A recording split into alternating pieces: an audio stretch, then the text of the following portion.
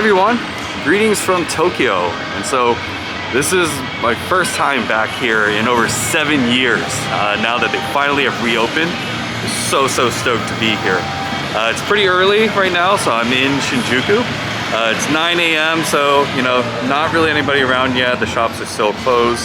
Most of the shops are. There's a couple of places that I'm gonna be checking out, but otherwise just during our short time that we have here, just trying to do all the shopping, all the eating that we can in this amazing city.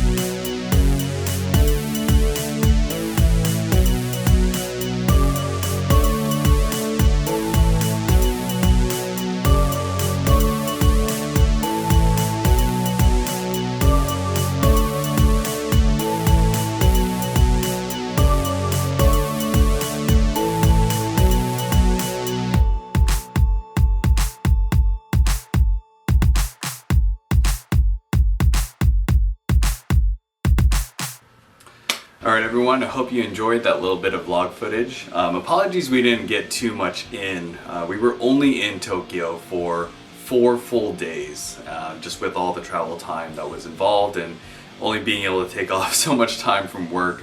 And so honestly, we were running around the city so much that we weren't able to get too much footage, but hopefully that was a nice little taste of how our trip was. We stopped at a lot of places and picked up a lot of things, but frankly, we still weren't able to get to every single place that we wanted to, but I'm still super excited to show you what I picked up from Tokyo.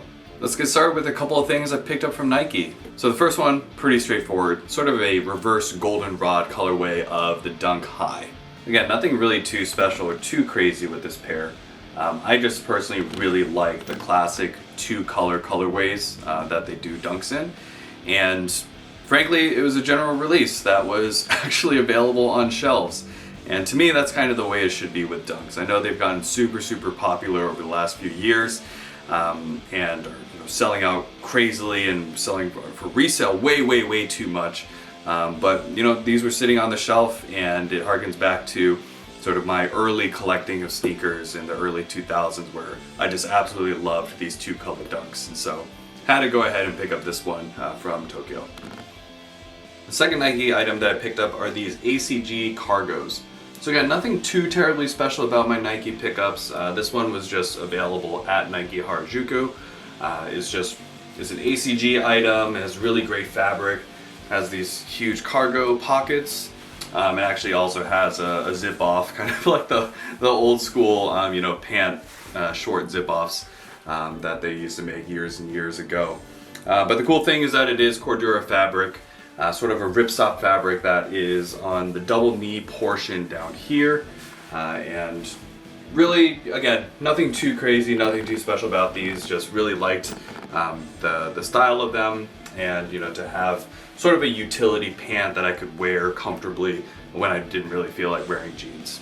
Now, one of the things about the Nike items that were available in Tokyo is that overall the pricing for Nike, because it is an imported good, is priced higher than it would be if it was in the States. But even with the higher price, because of the way that the dollar and yen and the conversion rate is right now, these items actually ended up coming lower than the equivalent US retail, sort of out the door. And so that's why I was really glad to be able to pick up a couple of items from Nike that I could sort of bring back and add to my closet and collection here. Next up are items from one of my absolute favorite brands in Japan, Undercover. And so one of the main things that I wanted to pick up while I was out there was a light piece of outerwear. And so I stopped at the Undercover store at Shibuya Parko, and they just so happened to put this out that day. So overall, this is just a really cool light jacket. It's a 100% cotton material. The fabric is sort of a medium weight all the way around. So it's a zip jacket, as you can see. It has one little chest pocket and 2 little side pockets around the waist there. And the zipper is kind of interesting how they did it.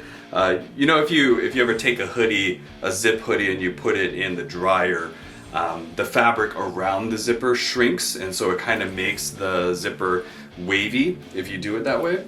And so they, in some ways, kind of pre-did that with this jacket. And so the placket that's right around the zipper seems like it was already sort of pre-shrunk to make the zipper already have a bit of that wave in it. One of the other little details about this is the raw hem that's at the bottom. Hopefully it kind of comes out in the camera here. But basically the threads are just super loose and hanging all over the place. In some ways it gives me kind of a little bit of a scab vibe from some of the earlier collections. But overall it's just kind of a great piece from Undercover. And so sizing in Japan is where I really got humbled. So usually I tend to get a US large or sometimes a medium depending on the item. But this jacket from Undercover, I actually had to get a size 5 in Japan, which effectively is their 2XL. I tried on basically every size from 3, 4, and 5. So basically from their large XL and XX. And decided I wanted to go up to the 5 just so that it was a little bit looser. Some of the other ones were a little tighter around the chest. And I kind of wanted it to just be like a easy throw on whenever. I could be wearing a hoodie under it or something thicker, and just to have something that's like a really versatile layering piece. Alright, next up here are a bunch of items from the Undercover Levi's collab. So the thing about this collection is that I was following the US Levi's account on Instagram and saw that this was announced and got super excited because two of my favorite brands of all time coming together and making something special. But those Instagram posts said that they were only releasing them on the US app. And so I woke up really early one morning when I was out there in Tokyo and ordered everything on the app to kind of make sure that I had them. But I really should have figured that they were going to have them in the Undercover stores in Tokyo as well. And so lo and behold, when we did go to that location in Shibuya Parko, they had the entire collection. And again, the way that things were priced and the way that the yen exchange rate was, all the pieces ended up being much cheaper when I bought them in Japan.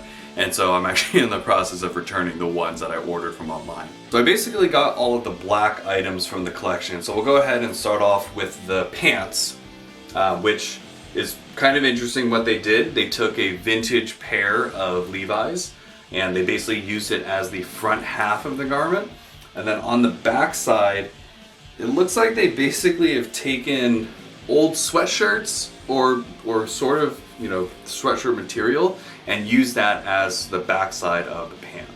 Now, this approach of having, denim on one side and sweats on the other isn't particularly new per se. My wife actually picked up a pair from Junya that is a pretty similar idea, but I think that the execution of this was just done really well. So details wise, again, it is a vintage pair of jeans that is done on the front side here. It is a zipper fly for it, and it has a big Rebel Gods screen print done across the front in reverse. And then coming around to the back, you get sort of the special Levi's Undercover patch that is done there. And then again, for the details for the back here, it sort of does look like it was either an old sweatshirt or something along those lines, just with some of the detailing that you can see down here. There's some other screen prints done, so the big U from Undercover there. They have the classic at the very bottom here, "We make noise, not clothes," printed at the bottom. And then one of the cool things that they did was they went ahead and added these ripstop fabric pockets on the back. So no Levi's arcuate, but still super cool how they did this. And they still at least made sure to include the little Levi's red tab in there as well. All in all, just a really cool pair of jeans. And one of the, I guess the weird / funny things about them is that you'll notice at the very bottom here that the sweat side actually extends a good deal amount longer than the jeans that are on the front. It seems, I was looking at some of the other pictures of some of the other items and some of the other listings of these, that it just sort of varies on a per pair basis. Both of the size 36 that they had at the Undercover store had a similar length of sweat at the end, but some of the other ones I've seen online have less. So it might just be that, you know, they took a vintage pair of Levi's and they had sort of set how they cut the sweat portion of it. And so maybe some of the vintage pairs just had a longer inseam and so it matched up a little bit better. But now I need to figure out what the hell I'm gonna do with this silly little tail at the end of my pants. Next up, we have one of the two jackets that they did as part of this undercover Levi's collection. And so again, similar idea where the jacket itself is a vintage Levi's jacket, and then they went ahead and added a whole bunch of things to it from there. So a couple of specific things that they did for this jacket is details wise for the pockets, they added these little button enclosures for them. Usually, you know, the Type 3 jackets don't have this and it's just an open entry point there. But they went ahead and added this on both sides of the front. And then they added basically this long extension of the jacket that effectively goes all the way around. So it's a single sort of cotton fabric, gives a little bit of a fishtail that's at the very bottom there. And some additional embroidery on the back, sort of the classic "we make noise, not clothes" at the top there. Now this is a very, very heavy piece, and one of the main reasons of that is that they included this removable liner that is all on the inside.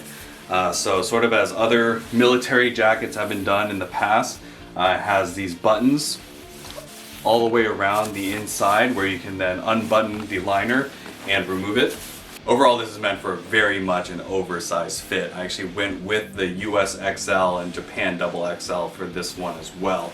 And so, you know, you can kind of see the length of it all the way around. If you watch some of my other videos, you know how much I love not only my outerwear, but especially my longer coats as well.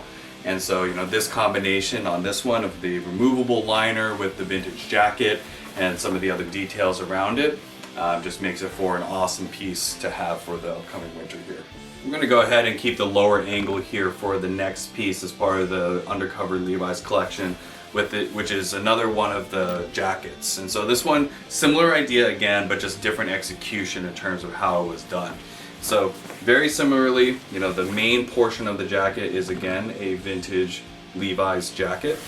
This one, however, does not have the added piece to the pocket, so this is your usual kind of Type 3 opening there. But then they made a bunch of other changes to the approach for this jacket. And so instead of a single type of fabric that extends all the way around the bottom, on the front side, it has sort of a cable knit sweater sort of material that's added to the front, as well as a ripstop fabric patch pocket that's done here as well. And so you get those two in the front, the cable knit with the pocket there. And then on the back is where they really change things up. And this is where this jacket almost reminds me a lot of Sakai pieces because they went ahead and did the quilted down jacket for the back portion of this. And so they moved the little slogan of "we make noise, not clothes" from the top of the jacket where it was on the previous one to the bottom on this one here. So similarly, I went ahead and did the XL to get a oversized fit as well for this jacket. I tried on the different sizes that they had and really just compared, especially the sleeve length for them. But again, this one is less bulky because it doesn't have that same removable liner, but it does have all the padding that's in the back. So it gives a similar, maybe silhouette from the front, but the back side is where it really gives a much, much different look. And so, yes, the two jackets are very similar to one another in some ways, but I'm really glad to have both to be able to really round out the entirety of the black portion of the collection from there.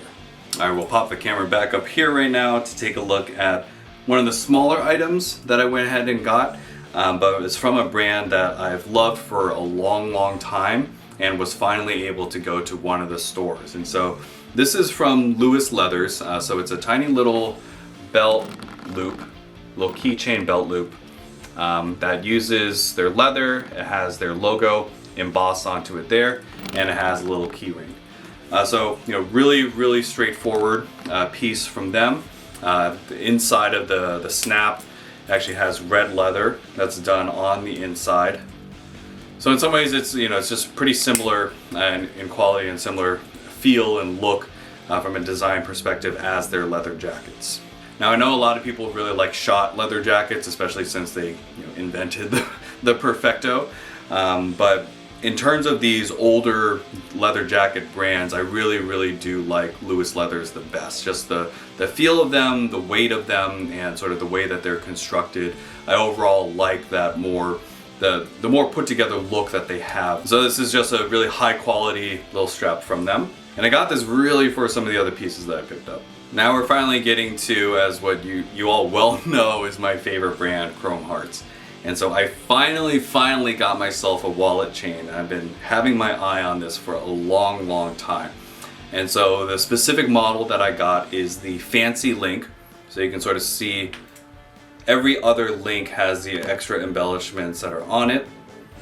I just prefer this one over the classic just because it has a little bit more of a unique look. But then didn't want to get the extra fancy link because I just felt like that design is a little bit too busy with every single link having all of the extra little crosses and pluses on them. The other thing that I decided to go with was the double lobster clasp for it. I was debating for a long time just with the different wallets that I have and the different ways that you're supposed to be able to put a wallet chain on them. I was debating for a long time whether or not I was going to do the single lobster clasp that then had the S hook on the other side, or go ahead with the double. And honestly, I'm really glad that I went with the double. There's definitely a price difference when you go up to make sure that you have two of the lobster clasp on them.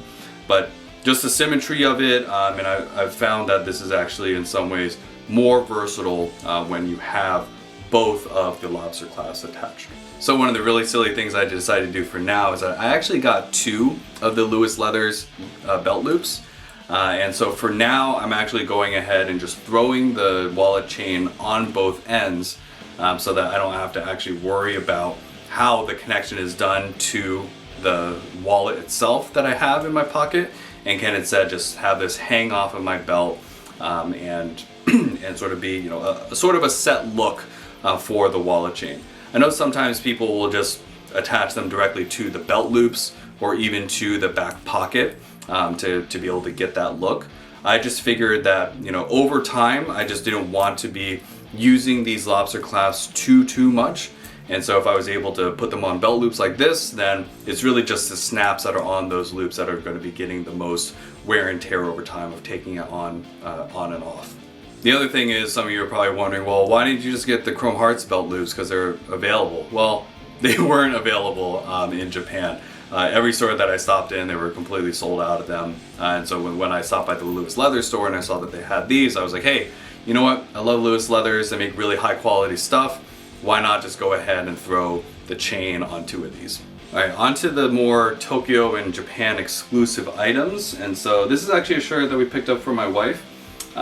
It's your kind of standard, pocket tee from Chrome Hearts. It has the eye chart design on the back, but as you can see, each of the letters of Tokyo are highlighted in red. And so it just pops out pretty nicely. It's actually an older design, and I was frankly surprised that they were still making them, because I remember seeing these from years and years ago.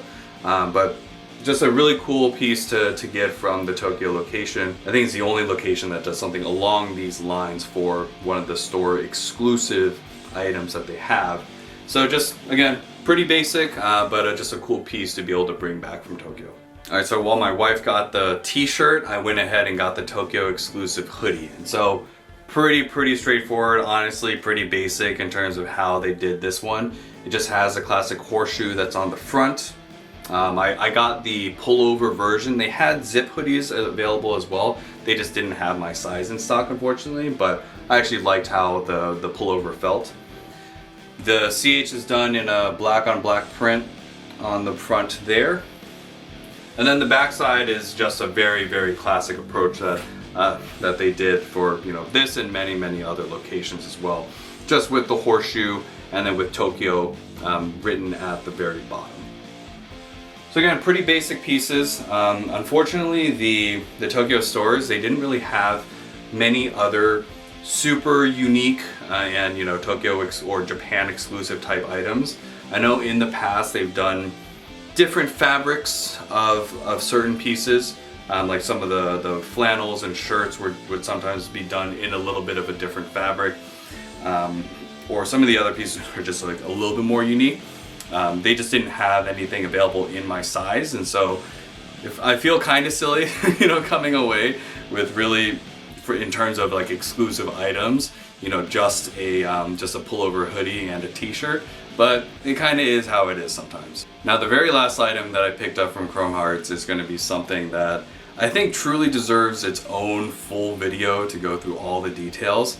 So for now, I'm just going to let the piece kind of speak for itself.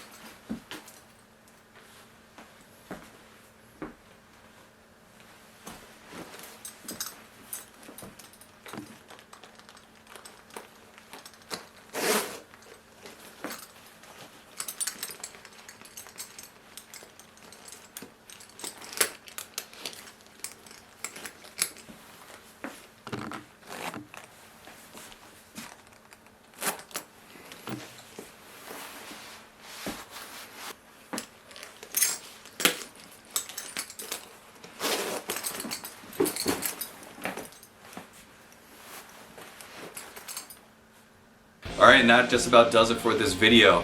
We were so glad to finally get back out to Japan again after they reopened.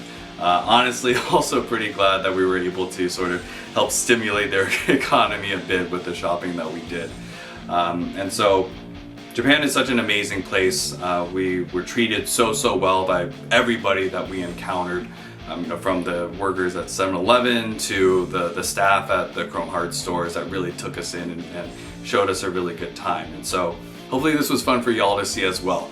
If you have any questions, go ahead and leave them in the comments below. If you like this video, give it a thumbs up, and I'll catch you next time.